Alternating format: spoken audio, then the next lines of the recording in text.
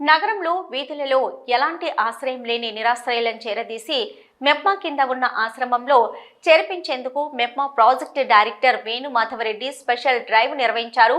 చలికాలంలో ఎలాంటి ఆధారం లేని వారి కోసం నివాసం అందుబాటులో ఉందన్నారు. అలాగే గ్రామీణ ప్రాంతాలలో వివిధ పనుల నిమిత్తం వచ్చి తిరిగి వెళ్లే ప్రయాణం సౌకర్యం లేక బస్టాండ్ రోడ్లపై తలదాచుకుంటున్న వారి కోసం స్పెషల్ డ్రైవ్ నిర్వహిస్తున్నామన్నారు. వారిని చేరదీసి వారికి చలి నుంచి కాపాడేందుకు దుప్పట్లు, చెద్దర్లు అందజేస్తున్నామన్నారు. అలాగే వారు నివాసం ఉండేలా భవనాన్ని ఏర్పాటు చేశామన్నారు.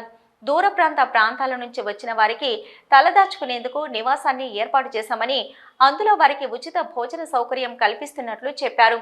వృద్ధాశ్రమ నిర్వాహకులు వీరబ్రహ్మం మాట్లాడుతూ రోడ్లపై ఉంటున్న నిరాశ్రయుల కోసం మెప్మా శాఖ అధికారులు చేపట్టిన స్పెషల్ డ్రైవ్ అనాథల పాలిట కల్పతరువుగా ఉందని కొనియాడారు.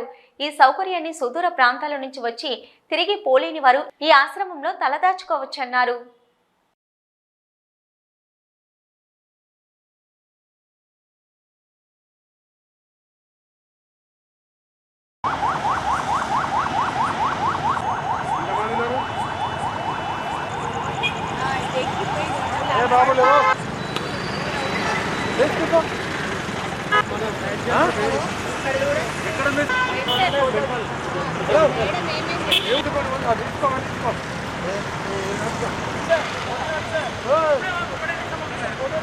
కరీంనగర్ జిల్లా కేంద్రంలో నిరాశ్రయుల కేంద్రం అని ఉంది.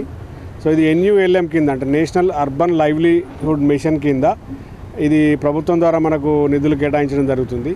సో వీళ్ళు ఎవరైతే ఆర్ఫన్స్ కానీ, డెస్టిట్యూట్స్ కానీ, వేరే ఊరు నుంచి వచ్చి టైంకి బస్సులు దొరకక ఉన్నవాళ్ళు కానీ ఇట్లా బయట పడుకోకుండా వాళ్ళ రక్షణ కోసము ఒక కేంద్రం ఉంది.